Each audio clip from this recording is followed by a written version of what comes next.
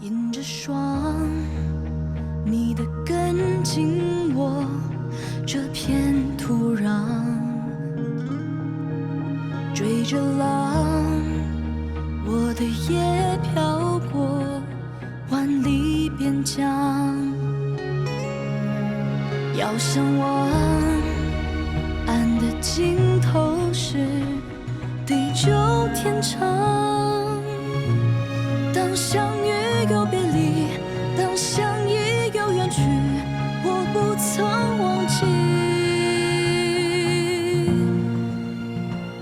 剪影刀光，划破斑驳的天空，夺下的梦，破碎在风中，长风破浪，看千帆横渡桑田沧海，戎装红装飞扬，逆过冰雪那凉，梦了又圆一场，唯愿你在身旁，不负春光，就算天边相连，陪你天涯中间，看萤火落双肩，红尘无悔无憾。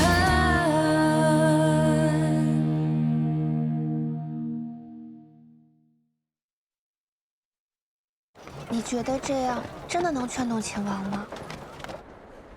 秦王其人，外刚内柔。旁人见他征战四方，沙场拼杀，其实他的内心再柔软，再良善不过。只要话说得巧，就一定可以劝动他的。陛下责令秦王闭门思过，相爷不是说好多人上了奏书，说秦王的坏话吗？木秀于林，风必摧之。正因为秦王这次立了大功，所以反而被旁人忌惮。如今陛下正在气头上，如果秦王不肯低头认错，只怕父子间会生了嫌隙，大大有碍秦王的前途。见过秦王殿下。顾小姐，本该要去府上拜望顾相，但如今我出门不便，还请顾小姐回府之后替我转达致意。殿下客气了。其实今日前来，并非父亲吩咐，而是婉娘自作主张。婉娘有一样东西想要送给殿下。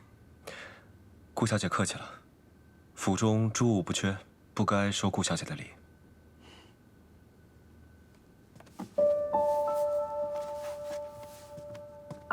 此为婉娘亲手所绣。婉娘访遍京中故人，幸得有数人曾见过秦王殿下的生母刘娘娘的音容相貌，我就按照他们描述的，绣了这幅刘娘娘的画像。绣好之后，我给认识刘娘娘的人看了，他们都说很像呢。殿下，我们小姐寻了好久，好容易找到几位曾经见过刘娘娘的人，又问了他们好久，问得可仔细了，再起了草稿，白天黑夜的埋头绣啊绣的，熬得眼睛都红了，终于将这幅绣像赶出来了。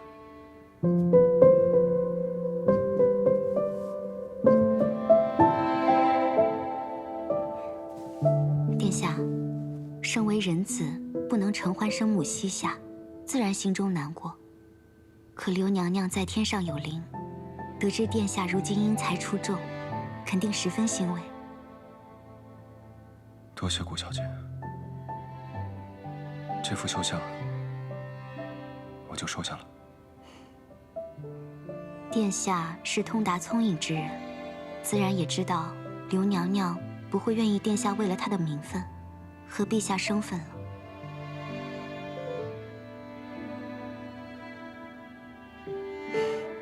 殿下，你看，这幅绣像我用了金线和银线，想着殿下若是将刘娘娘的绣像挂起来祭奠，也不会因为香火熏染而褪色。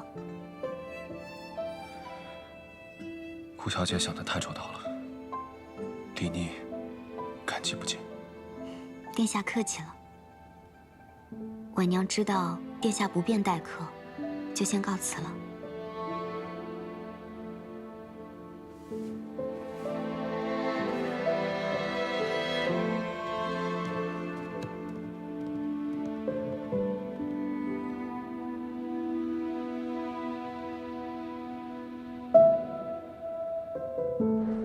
小姐，你不是说要劝秦王跟陛下认错的吗？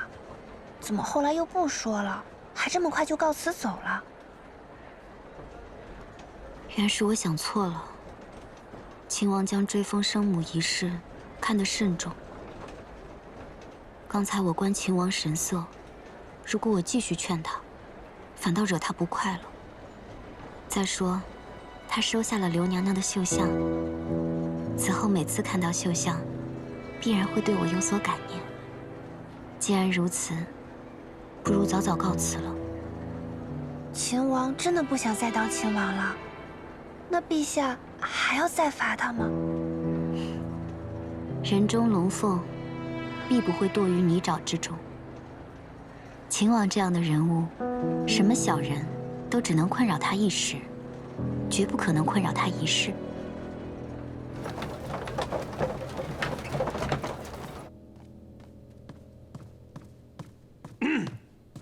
回来了，回来了。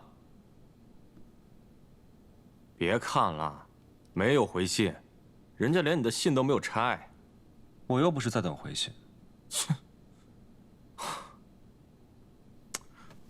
不过有一句说一句啊，那个崔小姐有些话呢，确实还有些道理。她说你现在这个境况呀，那就像咱们冲锋打仗，何时该冲锋，何时呢该停下来休整，这其实你自己心里都有数。这什么呀？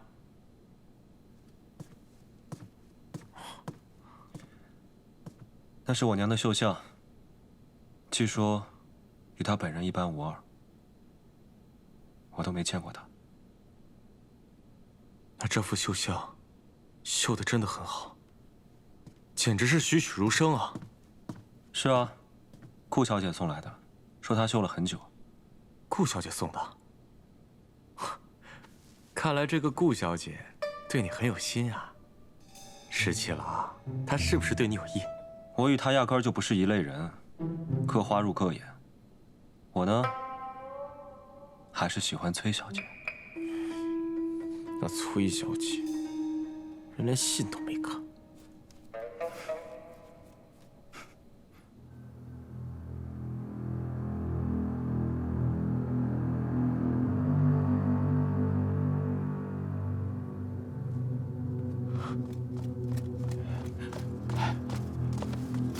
大都督可有起色？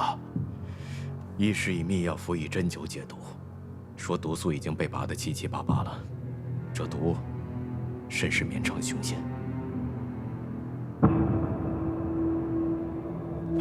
大都督，大都督，大都督，大都督！当初我答应秦王，如果他承诺保太孙平安，或太孙继位，我就想法子毒杀孙敬。为此我不惜与他共赴黄泉，可没想到居然没有毒死他，反而让他脱身去了潼关。倒是我失信了。娘娘，你已经尽力了，只是天不遂人愿罢了。秦王昨日来信，说孙敬虽战败，但威胁尚在，万事还是谨慎为上啊。你快写信给韩将军，让太孙暂且还是不要暴露行踪才好。是。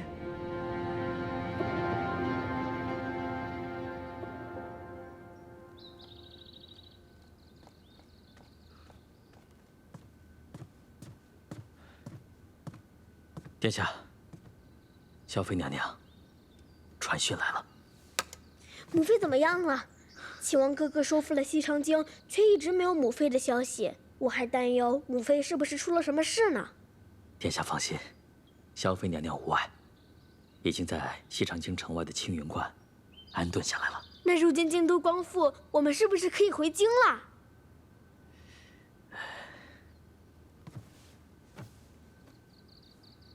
殿下，萧妃娘娘传讯来，就是叫咱们暂且忍耐。孙敬还盘踞潼关，京都里，秦王是可信之人，信王、齐王均野心勃勃。娘娘，让我们继续小心藏匿，只怕还有各方欲对殿下您不利呀。我知道了。信王要领镇西军去常州。是啊，今天在朝中，父亲刚说让我领兵去常州，阻击孙敬造反百越的兵马，信王就立时自荐领兵，还有几个迂腐文臣跟在后面说，我朝自建制以来都是由亲王任行军大总管，现在这个局面由信王领兵最为稳妥。这不是胡闹吗？大洛阳是怎么丢的？让他去领兵，岂不是让我们镇西军白白送死？哼，就这，还拉着齐王一起呢，说齐王智勇可以帮衬，到最后连陛下都要被说动。陛下下旨了？还没有正式下诏到中书省，但是陛下的意思现在已经很明显了，就是让信王领行军大总管，齐王任大将军，我为前锋，调镇西军全部3军前往常州。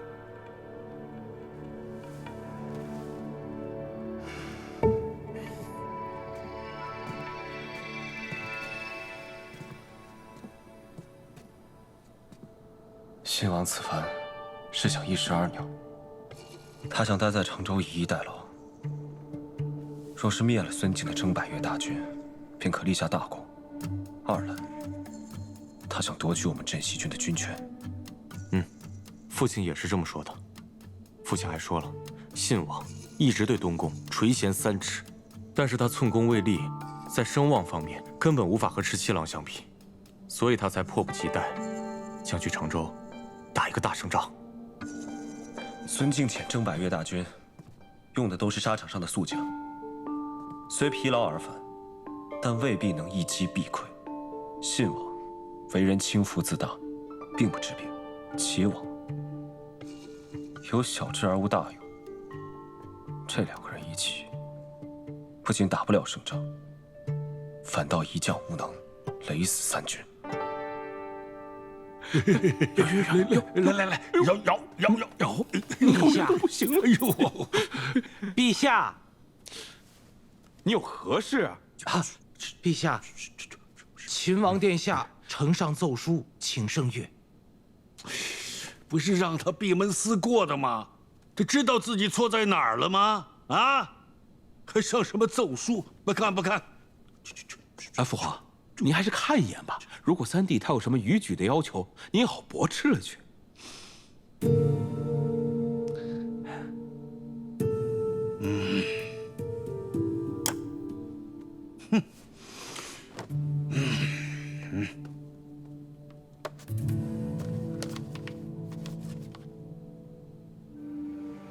儿臣夙夜忧叹，寝不安息，恐以追封一事，渐难于父皇。斯人已逝，为人子者，生世敬爱，死时哀戚，敏感于内。朝中同僚为儿臣谏言，感怀孝道，其情可悯。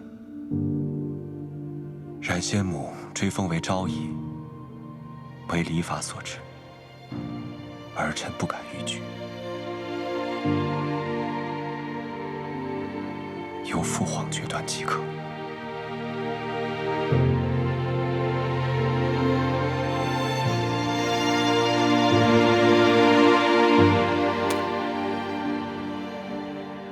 我已经上书陛下，请追封先母为昭仪，以平朝中议论。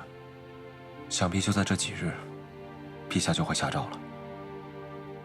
殿下，还请顾小姐回府后，转托顾想，麻烦她让礼部尽快安排去皇陵祭祀先皇后的典礼。殿下之时，只有中宫嫡子身份，才能主持这个典礼。想必信王并不愿意错过以嫡子身份去主持祭祀之事。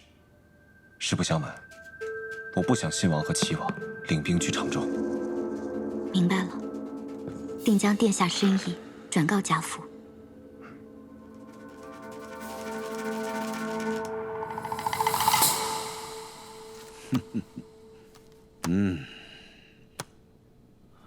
父皇，三弟在奏书上都说了些什么？他说他不想为难朕，特意请求追封他的生母为昭仪。当初三弟为了追封之事，连秦王都不想做了，还当朝让父皇您难堪。如今怎么又突然上书认错了？所以啊，必须得下旨好好申斥。你看看，叫他闭门思过几日，他想明白了。三弟也可能就是嘴上说的好听，他心里还是在怨恨父皇。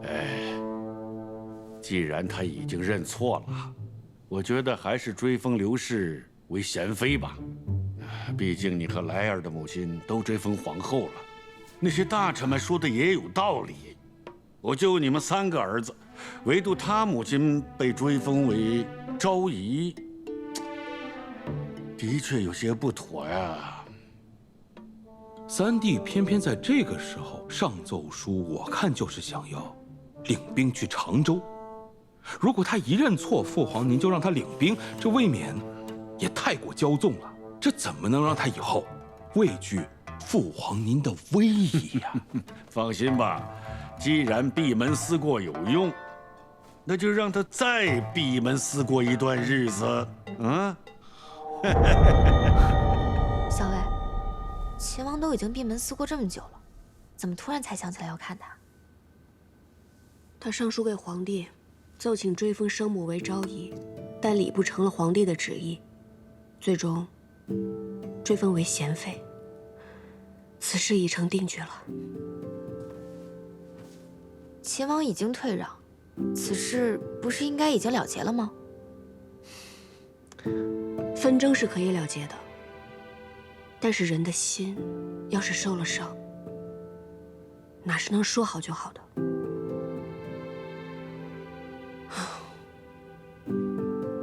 我得去看看他。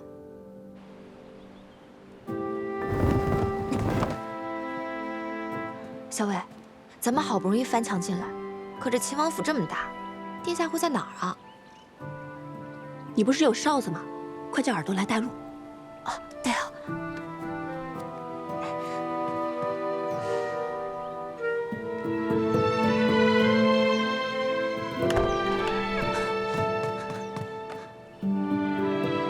哎，桃子，何校尉，你们怎么来了？快带我们家校尉去见秦王。好，跟我来。走。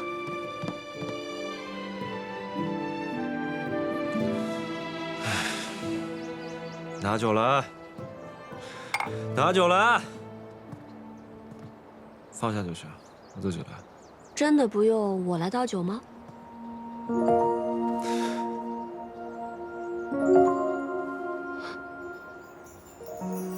一人独酌，未免伤神。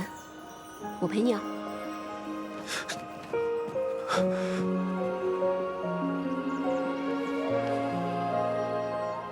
你怎么来了？我来看看秦王关在府中是否过着酒池肉林、美人在怀的日子啊。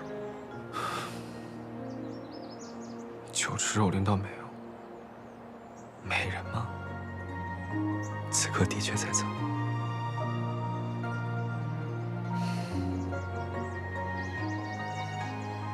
十七郎，你还好吗？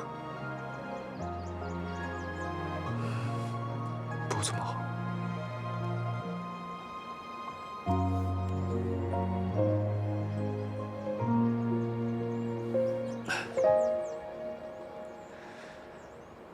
我的母亲为了生我难产而死。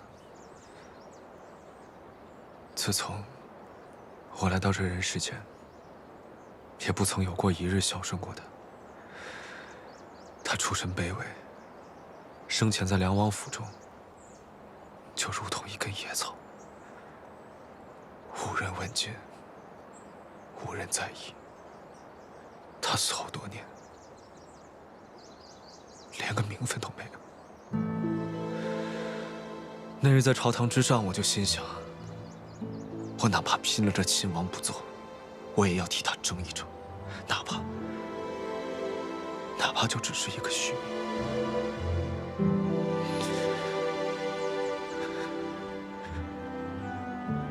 可就这么一个虚名，他们都不肯给的。父皇什么都不肯给的。从前我知道我父皇不喜欢我，他怪我克死了我母亲。我还以为他心里有那么一丝丝在意我母亲，如今我才发现，他对我母亲的死好像根本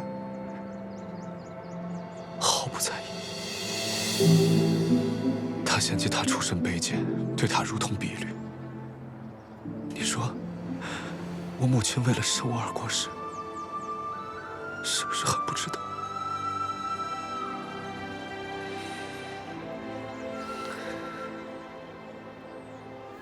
我娘为了生我，也吃了不少苦。据说当年，她喝过的药渣，都能堆起一座小山。但我娘在世的时候，经常说，她觉得这辈子最值得的事情，就是把我生下来。石七郎，什么恶月生恶子？这都是糊涂人才说出的混账话。你娘辛辛苦苦把你带到人世间，才不想看到你现在这样自怨自艾，而是希望你可以潇洒恣意的活着。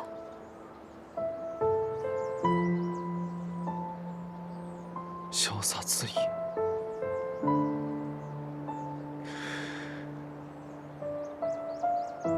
潇洒恣意。人生哪有潇洒恣意啊？我本以为收复了西长京，就可以功成身退。可你看现在，这西长京里，这皇宫里，这秦王府，殿宇重重，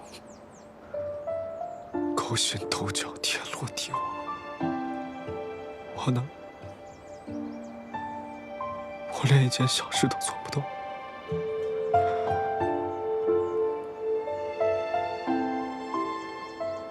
我连替我母亲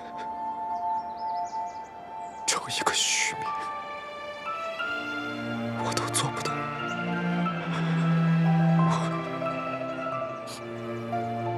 我不知道我还能做些什么。我觉得我好没用。我觉得我好没用。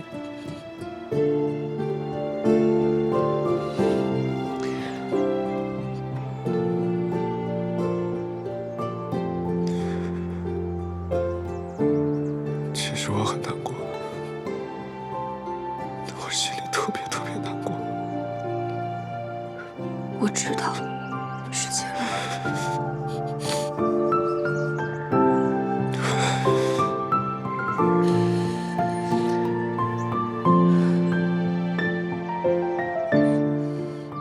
其实，我特别羡慕崔大将军。为什么？因为他可以一直陪着你。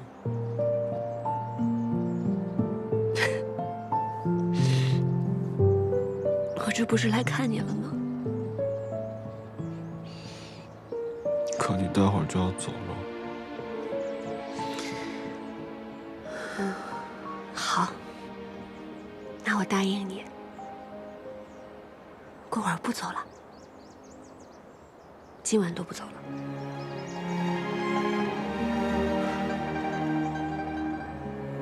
真的吗？真的。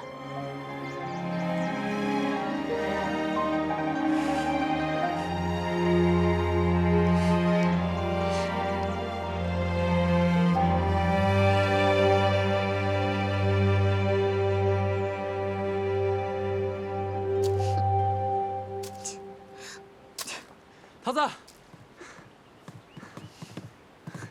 这么久没见到我，刚才怎么急匆匆的撇下我一个人就跑了？因为我去给你拿这个了。这是什么？这些都是我为你采集的药材。你看，这是黄芪，然后还有当归，这是白芍，还有这些。这些药材有的是我在药铺买的，有的是我直接上山采完以后自己晾干的。其实，我每想你一次，就会去采一次药材。每次想我就去采。那我看看，你一共想了我1、2、4、6，你一共想了我30多次。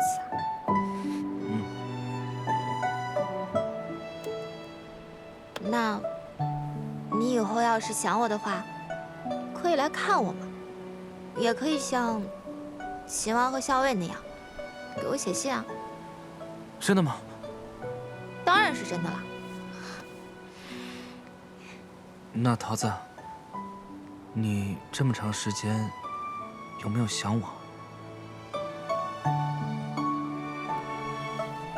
那你猜猜喽。我猜，你肯定想过我。你凭什么那么笃定啊？因为如果你不想我的话，你就不会叫我去看你，也不会叫我像17郎一样去给你写信了。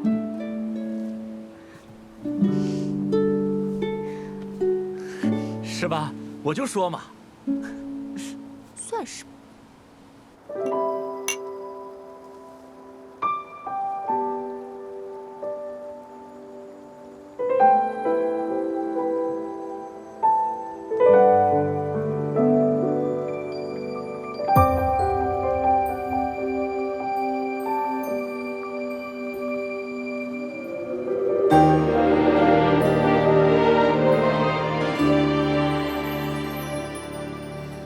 命定的缘分，却错位的身份，无尽的安然，想逃离这纷争。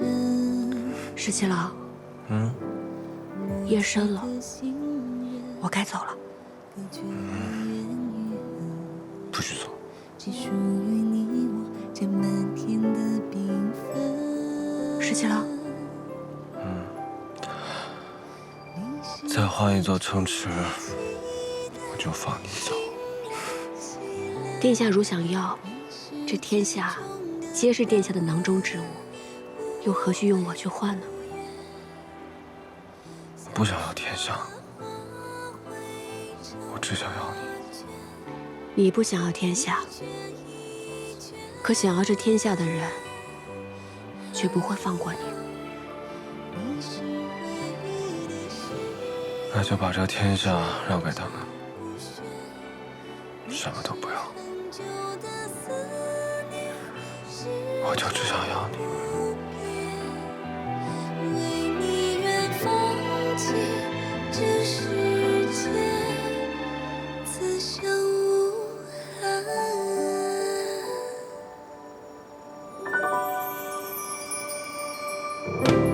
多远的距离？ 都有你的回应，擦肩的瞬间像流星被暂停，熟悉的声音，勾勒爱的回忆，我怎能忘记，一幕幕都是你，你是最初的期待，心亮起来。 你是最终的答案，无悔无怨。想说的话汇成画卷，一卷一卷。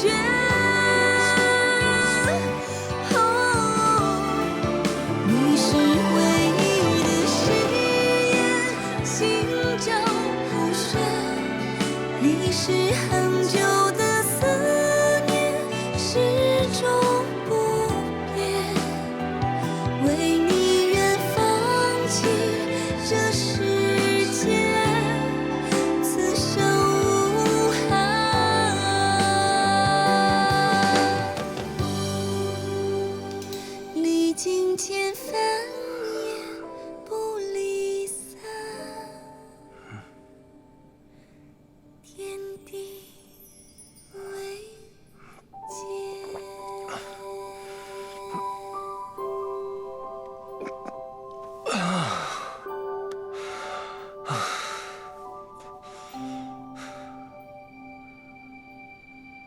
十七郎，十七郎，你终于醒了。现在什么时辰了？都过了50了。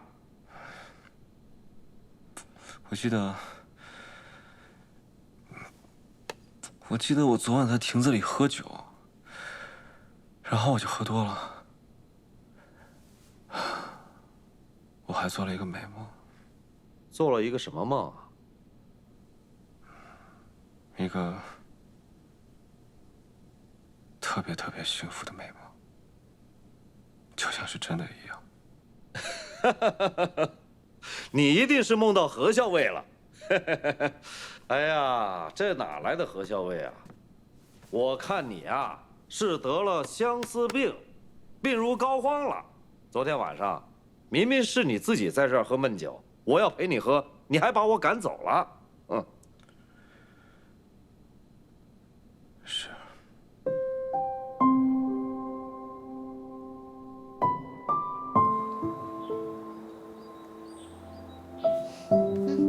小伟，吃一点。你吃吧，我没什么胃口。可不是没胃口嘛，你一个晚上都没睡。哎，咱们要不要去前面镇子上找个客栈，打尖歇息半日再赶路？不用了，其实昨晚我也打了个盹儿。你说说你，千里迢迢、披星戴月的赶来见秦王殿下，怎么就不多留几日呢？只跟殿下说了那么一会儿话就够了。我只要看上他一眼，就放心了。要是被旁人发现了，又要生出很多枝节来。只是不知道，他如此伤心，如此内疚，要过多久才能释怀？反正我还是觉得，两个人还是要长长久久的在一起才好。只说那么一会儿话，哪能够啊？我看有些人是想跟他的耳朵长长久久的在一起啊。小魏，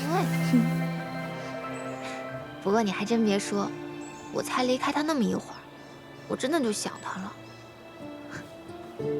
你呢？你想不想秦王殿下？确实，一日不见，如隔三秋。就是嘛。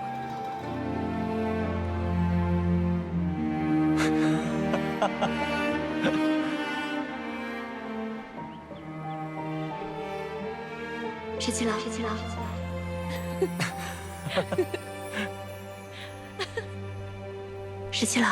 七郎。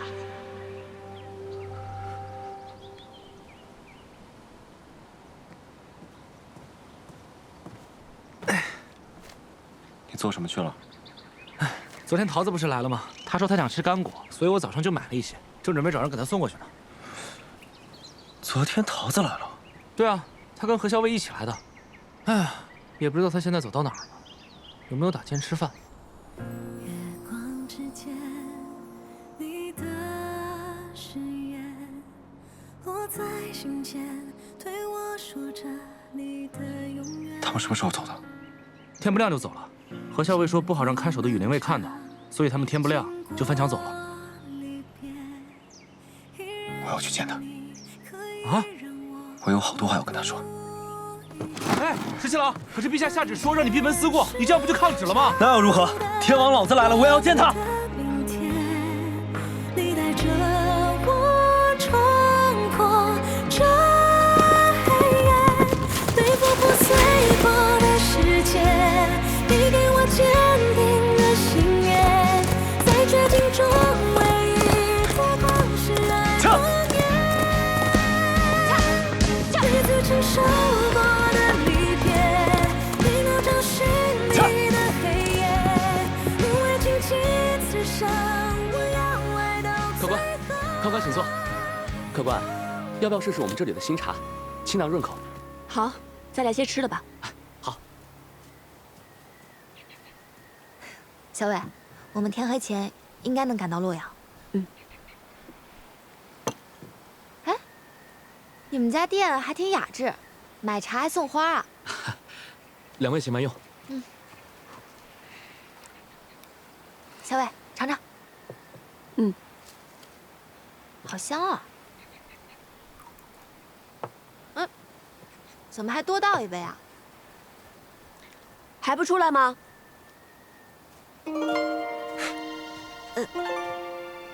这里好挤啊！哎呀，你怎么来了？就是想来看看你啊。昨天晚上还没看够吗？昨晚呢，醉眼朦胧没有看清楚，辛苦了，这么远跑来看我，让你奔波劳累。心甘情愿，不觉得辛苦。过些时，我也一定会去看你。殿下出此言，不怕被误会吗？还以为你要带着兵来收回洛阳呢。我阿爹可是一直想着要跟秦王殿下在战场上一决高下，难道你要给他这样的机会啊？他若派你为前锋的话，那我8成要输，到时候束手就擒，难免会有些狼狈。你要手下留情。殿下放心，你若是真有危难，我定会出手相助的。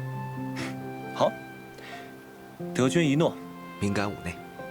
但是秦王殿下实在是太勇武了，切不要给我这样的机会哦。借你吉言。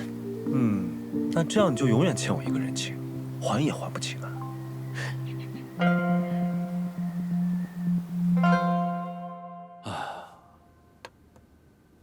我看李逆啊，这就是以退为进啊。他假惺惺的上书给父皇，说愿封自己的生母为昭仪，但父皇仁厚，不就封他的生母为贤妃了吗？这李逆呢，那是在闭门思过，那就是整天在琢磨着如何重掌镇西军兵权呢。大哥，父皇让你留下来，主持母后的祭典，也就只能让你遥领行军大总管之职，让小裴将军独自领兵去了常州。我们须得提防这条李逆对常州之事指手画脚，甚至是夺了镇西军军权呢。这个你放心，我既然是行军大总管，自然不会给他们机会的。此去常州，我只说是形势危急，我只让裴元带了3成的兵力和粮草先行，他一定会以为后续必定会有大军增援。哼，做梦去吧！裴元不是只听从李逆的驱使吗？如果此战大败，我倒要看看李逆还能不能保得了他。大都督，您刚解毒不久，还是先歇息一下吧。李逆这个人啊，行事老辣，我猜他8成是要在常州拦截我召回的征百越大军。京中传来消息，李逆被免去行军大总管之职，责令闭门思过。大概朝中会用信王、齐王为主帅，派兵南下了。一将无能，累死3军。有梁王这种昏庸无能的小人做君主，竟然软禁李逆，哼，真是自断臂膀。大都督，大都督，派去追踪太孙的人传回消息，太孙似是隐匿在西长京附近的一处村镇。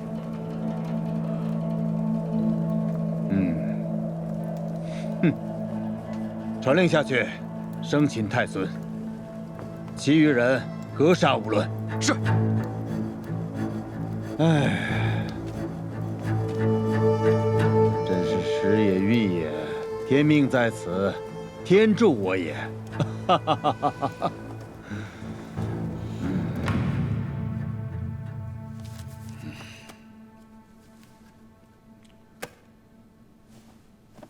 裴元派人送来加急文书，说是征百越大军已经渡过了汉水，直逼常州了，催朝廷给常州补足军粮，又催着朝中派出援兵。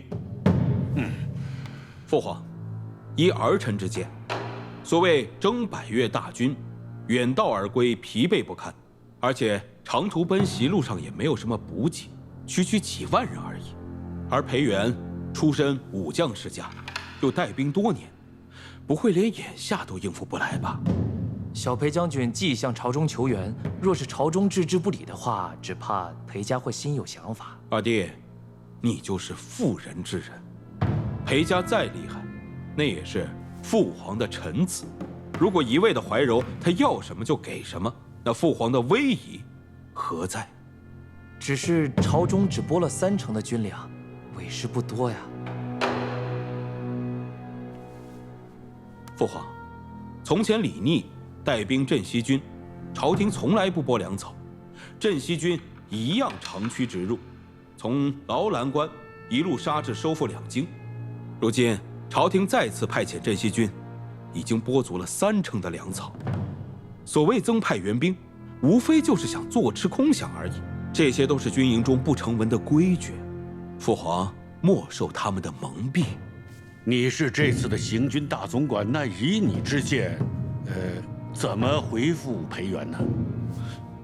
依儿臣之见，朝廷必须下令，命裴元不得推诿，即刻从常州出击，一举歼灭征百越的孙部叛军。不懂还瞎来！说好派给小裴将军镇西军的大部呢，开拔的时候只给了小裴将军30%的兵力和粮草，现如今既不给粮草，也不派援军，竟然还命主动出常州迎敌，这不是让我们镇西军的将士去送死吗？交给桃子。哎，这都什么时候了，你还在这儿给那个何校尉写信啊？朝廷拒绝派援军支援常州，反倒要裴元出击，我又出不了京城，如今之计，唯有请崔家军帮忙支援常州了。好，我这就去。哎，石七郎，你让崔家军去解常州之围，这事儿能行吗？反正我在信里说了，就当是我困在常州了，他总不能见死不救吧？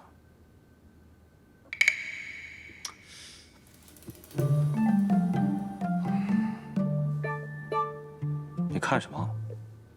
我在看这天下第一小白脸儿究竟长啥样。该求时就去求，大丈夫能屈能伸。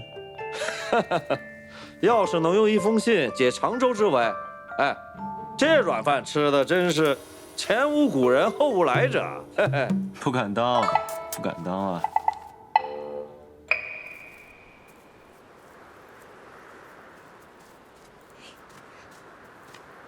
哦，睹物思人呀！唉，我觉得秦王殿下他做的不对。怎么不对啊？他心里肯定知道，校尉你一没事儿就会拿在手里摩挲玩赏，可偏偏要用稻草来做这个，那这3天2头给磨坏了怎么办？他就应该呀，用木头雕刻一个才是，这样才结实。还是谢长儿想的周到，不然他怎么会想到给你做一个哨子？因为怎么弄也弄不坏呀。这么看来，这个秦王确实不可周到。校尉，校尉，怎么说曹操，曹操就到啊？石七郎急信。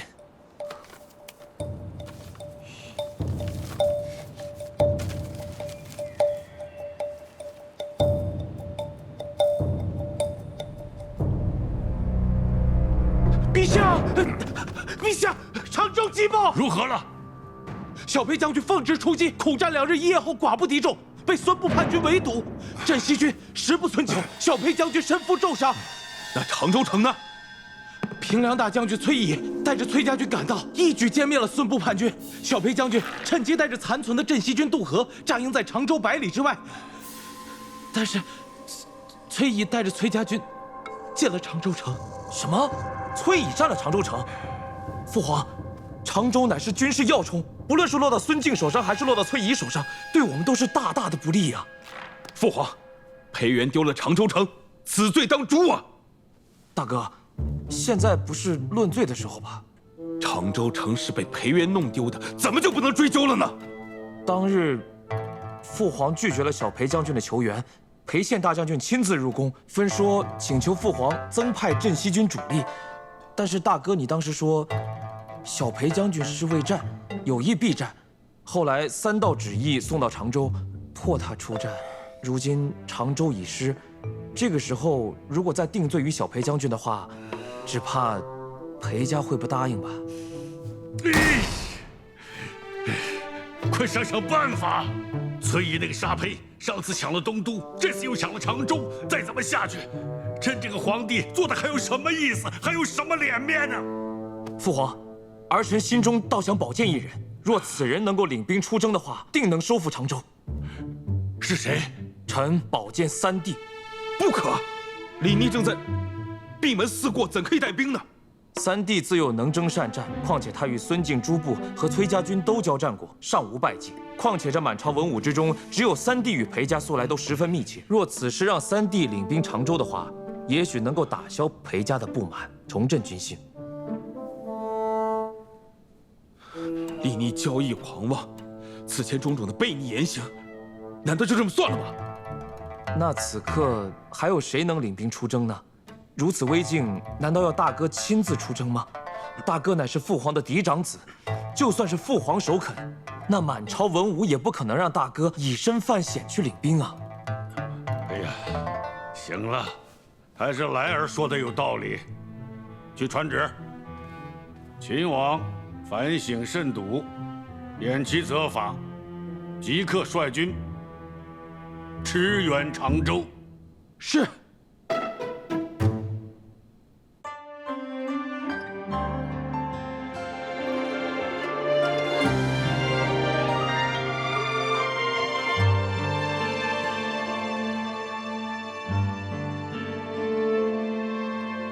如果忘了流年萤火，等回忆碎了沉默。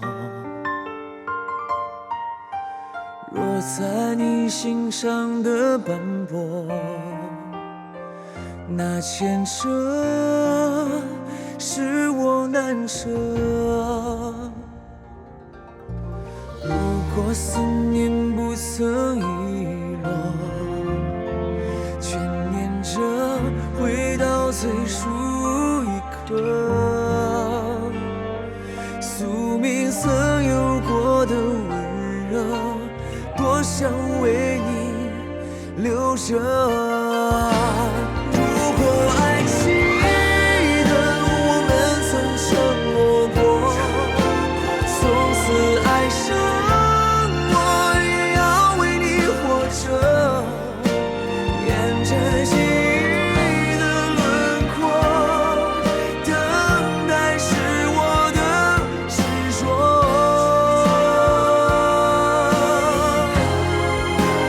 如果爱记得为你守的承诺，颠覆了因果，我会为你爱着，心愿为了你割舍，一直等着你回应我。如果爱记得为你守的承诺，颠覆了因果，我会为你爱着，心愿为了你割舍，一直等着